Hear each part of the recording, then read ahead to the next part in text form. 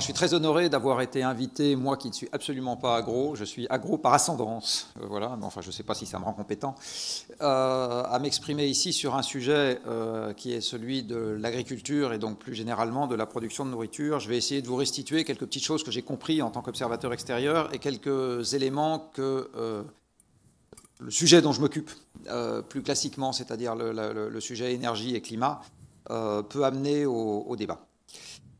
Alors l'agriculture est quelque chose qui s'est profondément modifié, mais vraiment extrêmement profondément modifié sur le dernier siècle. Ça s'est modifié déjà quand on regarde les volumes, alors quand on regarde les éléments quantitatifs dans un sens et dans un autre. Il y a un premier élément quantitatif, moi, qui me frappe et qui aurait dû conduire à ce que les productions n'augmentent pas du tout, c'est quand on regarde la quantité de surface cultivable par personne sur Terre. En fait, si on regarde cet indicateur, il a baissé, il n'a pas arrêté de baisser sur le dernier siècle.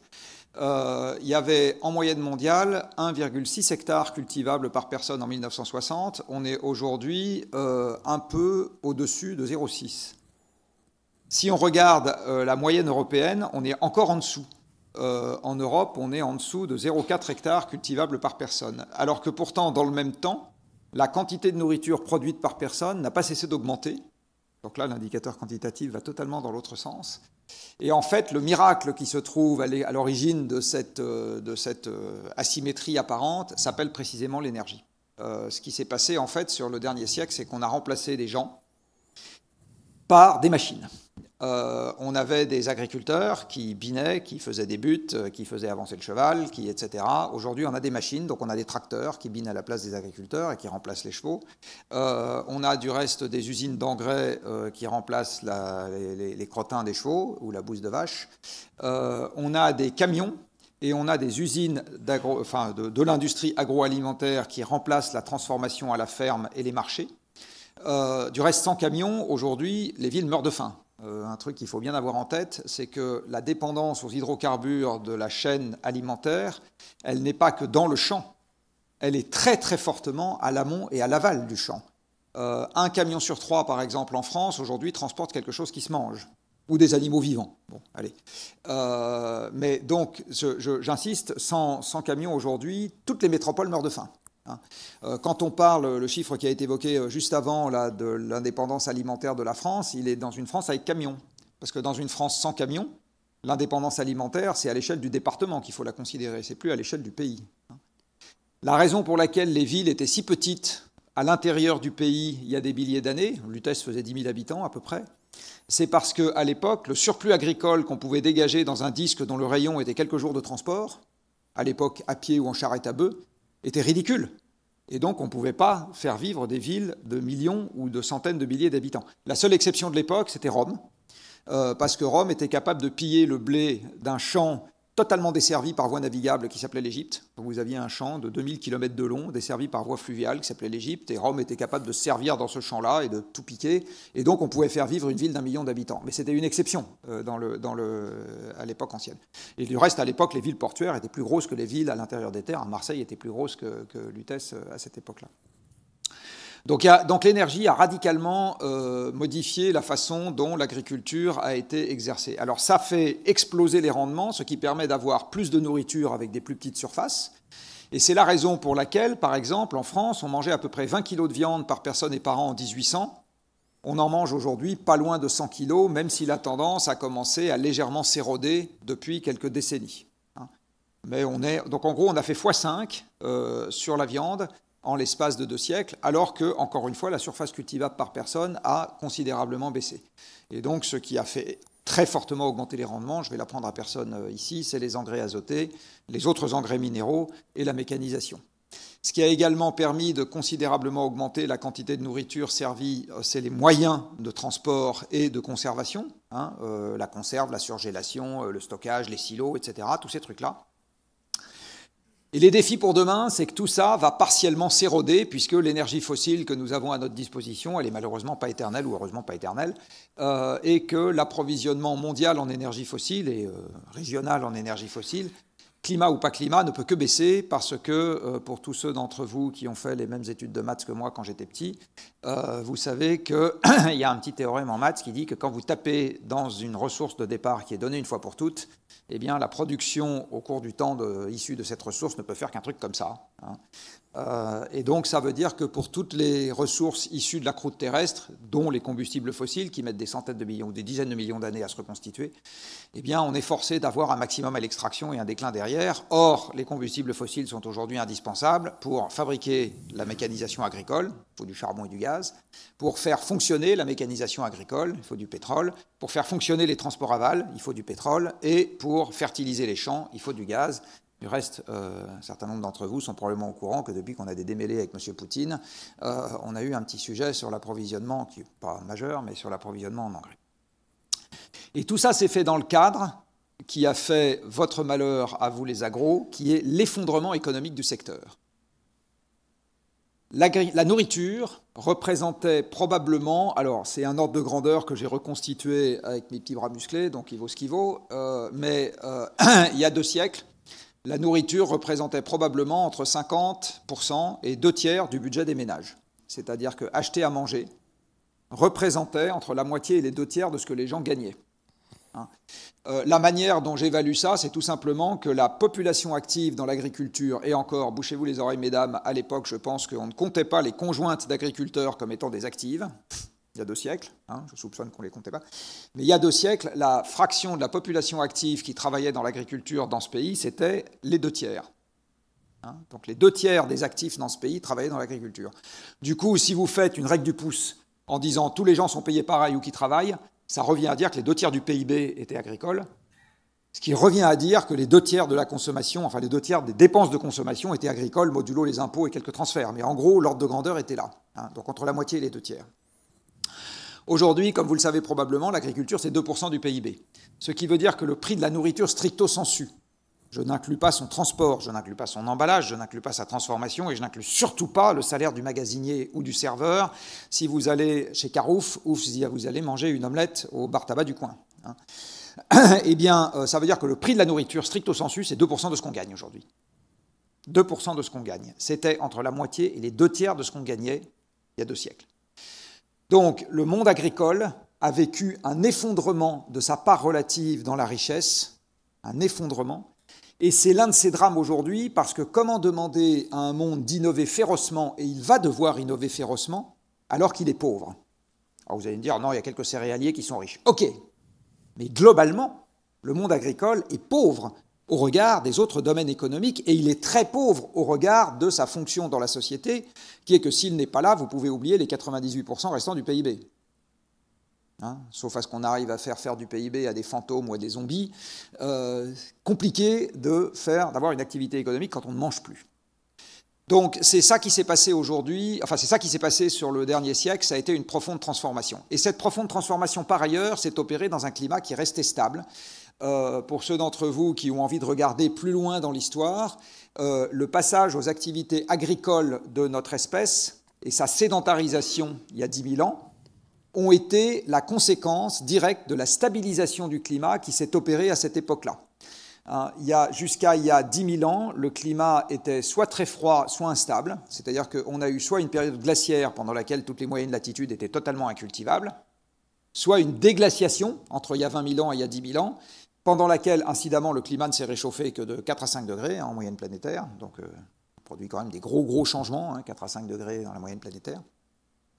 Et pendant cette déglaciation, le niveau de l'eau est remonté de 120 mètres, la France qui ressemblait au nord de la Sibérie s'est mise à ressembler à ce à quoi elle ressemble aujourd'hui, donc c'est quelques petits chamboulements. Et depuis 10 000 ans, le climat est stable. Et donc, un certain nombre de populations humaines se sont sédentarisées et ont pu développer une production agricole. Alors, ça demandait d'autres conditions. Ça demandait des espèces sauvages qui pouvaient être domestiquées. Ça demandait éventuellement des animaux qui pouvaient être domestiqués, etc. C'est très bien expliqué dans le bouquin de l'inégalité parmi les sociétés de Jared Diamond. Si vous ne l'avez pas lu, je vous invite à le lire. Mais ça demandait aussi une stabilité climatique sans laquelle, à l'époque, des sociétés humaines assez peu résilientes n'auraient pas pu changer en permanence leurs pratiques au fil d'un climat se modifiant et étant encore raisonnablement changeant.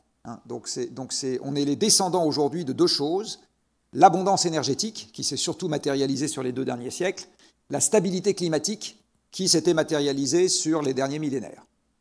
Nous allons quitter ces deux domaines de stabilité. Nous sommes en train de quitter ces deux domaines de stabilité. Il suffit pour ceux d'entre vous qui savent ouvrir un journal de regarder ce qui se passe en ce moment en Espagne, ce qui s'apprête à se passer en France cet été, puisque nous démarrons la saison de pousse et nous démarrons le printemps et l'été avec des nappes phréatiques qui sont dans un niveau très bas, et avec des précipitations qui font maintenant défaut en France depuis en gros 2 ans et en Espagne depuis en gros 3 ans. C'est malheureusement très cohérent avec ce que les simulations climatiques nous promettent pour l'avenir, puisque dans le cadre du réchauffement climatique, il est prévu qu'il y ait un assèchement progressif du pourtour du bassin méditerranéen. C'est malheureusement quelque chose qui est dans les résultats de modélisation. Donc c'est comme le Port-Salut, c'est marqué dessus. Malheureusement, on n'avait pas très envie d'aller regarder, mais c'est quelque chose qui est connu depuis un certain temps. Donc on va quitter la stabilité climatique et le climat va devenir globalement plus hostile pour l'agriculture. En tout cas en France, le climat va s'assécher, les précipitations vont devenir plus irrégulières, et donc vous savez que des précipitations plus irrégulières, c'est une fraction d'eau qui reste dans le sol qui baisse, puisque les épisodes intenses ne donnent lieu qu'à peu d'infiltration par rapport au volume d'eau qui tombe. Pour ça, il vaut beaucoup mieux du crachin breton. J'ai rien contre les Bretons. C'est que la Bretagne est un pays où il fait beau 3 fois par jour. Beaucoup la Bretagne. Mais c'est les précipitations type crachin breton qui sont des précipitations qui sont utiles et intéressantes pour les végétaux. Donc on va avoir des précipitations plus irrégulières. On va avoir une évaporation qui va augmenter puisqu'il va faire plus chaud. Et donc les sols vont globalement s'assécher d'à peu près 10% par degré de réchauffement global. C'est ça ce qu'il faut garder en tête pour le pourtour du bassin méditerranéen. Donc 4 degrés de réchauffement global, 40% d'assèchement. Bon, les 4 degrés, c'est pas sûr qu'on les ait, parce qu'à mon avis, on va avoir une économie qui va s'effondrer avant. Mais 2 à 3 degrés, on est bien parti pour. Et c'est déjà quelque chose d'absolument massif. On va également avoir un problème avec les forêts. Bon, ça ne concerne pas directement l'agriculture, mais enfin, ça concerne un tout petit peu, comment on les appelle, les fifins, non, c'est pas ça, ceux qui partent à Nancy, là, les fifons, voilà, pardon, fifons, excusez-moi. Donc ça concerne quand même une partie des gens qui s'occupent, en gros, de domestiquer des espèces végétales pour qu'on en fasse quelque chose d'intéressant pour l'humanité. Et on va également avoir un gros problème avec les arbres, avec un problème encore plus aigu, puisque les cultures annuelles, on peut avoir l'INRA qui vous suit, et puis tous les ans on plante des trucs un peu différents. Avec les arbres, c'est un peu plus compliqué, parce qu'il faut attendre un demi-siècle entre le moment où on plante et le moment où on récolte. Donc on ne peut pas jouer tous les ans à faire quelque chose de différent. On va donc sortir de la stabilité climatique, on va avoir un certain nombre de conséquences adverses qui vont apparaître. Par exemple, la compétition entre espèces va se mettre à changer. Il y a quelques années, il y avait de l'oïdium qui commençait à s'attaquer aux bourgeons, alors qu'avant, il arrivait plus tard et qui s'attaquait aux feuilles. Ça fait toute la différence, évidemment, sur les espèces, parce que si vous attaquez aux feuilles, l'arbre a quand même les moyens de résister. Si vous attaquez aux bourgeons, il ne résiste pas. Vous avez de l'oïdium, par exemple, qui remonte, et du mildiou, du mildiou qui remonte maintenant plus au nord dans les vignes, vous avez, etc. Donc la compétition entre espèces va changer, avec une capacité à anticiper qui n'est pas extraordinaire. Moi, l'ingénieur, je reste très modeste devant les biologistes, parce que la vie, c'est beaucoup plus compliqué, beaucoup plus compliqué que le climat. Donc il y a beaucoup de choses là-dedans qui sont très difficiles à anticiper, et malheureusement, on constatera les pertes ex post beaucoup plus qu'on ne va être capable de comprendre très à l'avance la manière dont le système pourrait se comporter. Et puis à ça, il faut ajouter la question énergétique. Donc, je l'ai dit tout à l'heure, les combustibles fossiles ne sont pas éternels. D'abord, on voudrait s'en passer pour des raisons climatiques, et même si on n'arrive pas à s'en passer pour des raisons climatiques, ce qui est plutôt ce qu'on fait en ce moment, eh bien, la déplétion géologique va se charger de faire la voiture balai et va également nous causer quelques limitations et venir un peu diminuer notre costume de Superman ou d'Iron Man qui aujourd'hui nous rend tant de service. Alors en Europe, on est déjà parti dans la seringue. L'approvisionnement pétrolier de l'Europe, est déjà contraint à la baisse depuis 2008, qui est l'année où la production mondiale de pétrole est passée par son pic pour le pétrole conventionnel, donc tout ce qui n'est pas pétrole de schiste américain et sable bitumineux du Canada. Et pour tous les pétroles mondiaux, y compris sable bitumineux et pétrole de schiste, il n'est pas exclu que ce soit 2018. Quand on a encore un peu tôt pour le savoir, le Covid a un peu brouillé la vue, mais il n'est pas exclu que ce soit 2018, et si ce n'est pas 2018, ça sera avant 2030 de toute façon. L'Europe est totalement importatrice de pétrole depuis que la Grande-Bretagne l'a quitté et que la Norvège n'y a jamais été. Si on regarde l'Europe géographique, c'est-à-dire la mer du Nord. Combien est-ce que la mer du Nord fournit de pétrole à l'Europe? On est entre 15 et 20% en ce moment. Tout le reste est importé de loin, d'ailleurs, pour lequel on est en compétition avec d'autres pays. Et puis, s'il y a de moins en moins de pétrole, les producteurs vont en garder de plus en plus pour leur propre population et en exporter de moins en moins. La quantité de pétrole qui va rentrer en Europe d'ici à 2050 devrait être divisée par 2 à 20, climat ou pas climat. Alors certes, on a un objectif de neutralité, normalement c'est 0. Mais même si on n'a pas d'objectif de neutralité, ça va être divisé par 2 à 20. Donc on va avoir un sujet sur la mécanisation agricole, mais pas que. On va également avoir un sujet de vitalité des zones rurales qui sont globalement plus dépendantes de la voiture individuelle, qui sont globalement plus dépendantes d'un certain nombre de transports, etc. Donc on va avoir un sujet de vitalité économique tout court, parce qu'aujourd'hui les transports sont indispensables à l'économie, et depuis aussi longtemps que je regarde le sujet, le PIB mondial a tendance à varier comme la quantité de pétrole produite sur Terre. Donc ça veut dire qu'avec moins de pétrole et une économie qui n'est pas capable de se décarboner à la bonne vitesse, on a globalement moins d'économie. Et ça veut dire que globalement, l'arbitrage de la collectivité se modifie. Alors est-ce que les gens, quand ils auront moins d'argent, ils vont continuer à avoir un smartphone et à regarder Netflix et ils mangeront que des pâtes, ou ils vont manger un peu mieux que des pâtes, ils vont manger des légumes et ils auront un smartphone de moins bonne qualité? C'est difficile de savoir aujourd'hui comment les gens arbitrent, mais il va y avoir des questions de cette nature qui vont se poser. En gros, on va retrouver de plus en plus de la concurrence d'usage dans le budget des ménages, parce que c'est ça qu'on a dans une économie en contraction, sous contrainte de déplétion fossile. C'est de la concurrence d'usage dans le budget des ménages. Il est absolument évident que dans ce contexte-là, s'il n'y a pas du côté de la puissance publique des arbitrages très clairs qui sont faits en disant c'est plus important de faire ça plutôt que de faire ça, les secteurs longs, et l'agriculture est un secteur long, les changements, ça met 1 voire 2 générations à se produire, ne serait-ce que parce que traditionnellement, le terroir, c'est une tradition, c'est donc ne pas bouger, ne rien changer. On fait du comté dans la zone AOC comté, il n'est pas question qu'on commence à faire du comté dans les Landes. D'accord ? Et on fait des asperges dans les Landes et on ne fait pas d'asperges à Strasbourg. Bon. Donc l'agriculture, c'est une activité de terroir, et le terroir, et c'est une activité de tradition. Et donc gérer un changement rapide dans une activité qui est par essence une activité de tradition, c'est très compliqué. C'est très compliqué et ce n'est pas facile à faire du tout. Donc on va avoir des sujets de transition et il est absolument évident que le secteur agricole tout seul dans son coin, voire le secteur agroalimentaire tout seul dans son coin, il n'y arrivera pas. Alors dans les conclusions personnelles auxquelles tout ce que je viens de vous raconter m'amène, moi j'en ai une première qui est on ne peut pas demander à un secteur d'innover s'il reste pauvre.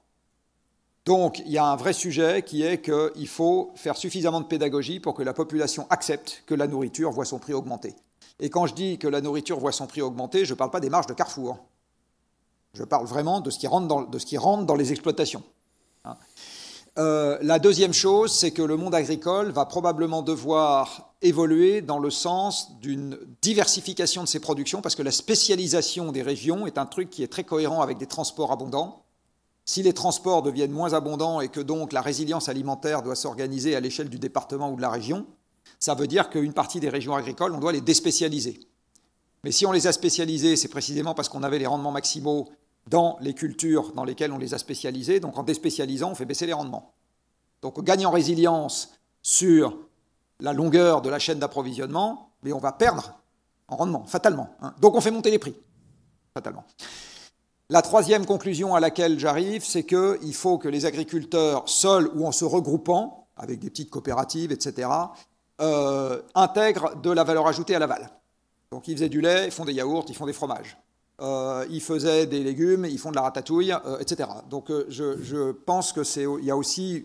et parce qu'il n'y a que comme ça qu'ils vont arriver à faire rentrer plus d'emplois dans les exploitations agricoles. Et il est nécessaire de faire rentrer de l'emploi dans les exploitations agricoles. Mais on ne peut pas faire rentrer des emplois chez des gens qui sont pauvres. Donc à un moment, il faut faire rentrer du pognon. Pas de miracle. On a un sujet important qui est que l'agriculture, donc ça reste une activité qui est raisonnablement locale, mais sa gestion aujourd'hui est devenue raisonnablement supranationale, puisque l'essentiel de l'activité agricole française est régi par la politique agricole commune, qui est un domaine dans lequel il y a peu de subsidiarité. C'est quand même bon. Et donc là, on a un vrai sujet qui est comment est-ce qu'on gère, vu d'en haut, une activité qui va devoir s'adapter au changement climatique de manière très localisée, parce que le changement climatique n'est pas le même ici qu'ailleurs, et qui va devoir on va dire, se déspécialiser. Donc la politique agricole commune, c'était un truc qui était très, très bien adapté quand on avait des marchés mondiaux sur des commodités avec des régions très monocultures. Mais ça marche bien dans un monde au climat stable, sans problèmes environnementaux, sans érosion des sols, sans baisse de la biodiversité et sans problème d'approvisionnement en énergie fossile. Je m'arrête. Ça va être un peu plus compliqué de gérer ça dans un monde dans lequel on a tous les défis à relever que je viens d'évoquer. Voilà, donc on me dit qu'il faut que je m'arrête parce que je suis trop bavard, donc je m'arrête là. Voilà, mais les quelques conclusions, et en particulier, il y en a une vraiment cardinale, c'est qu'il faut faire re-rentrer de l'argent dans le secteur. Donc, à mon avis, c'est ça la première question à se poser, c'est comment on fait.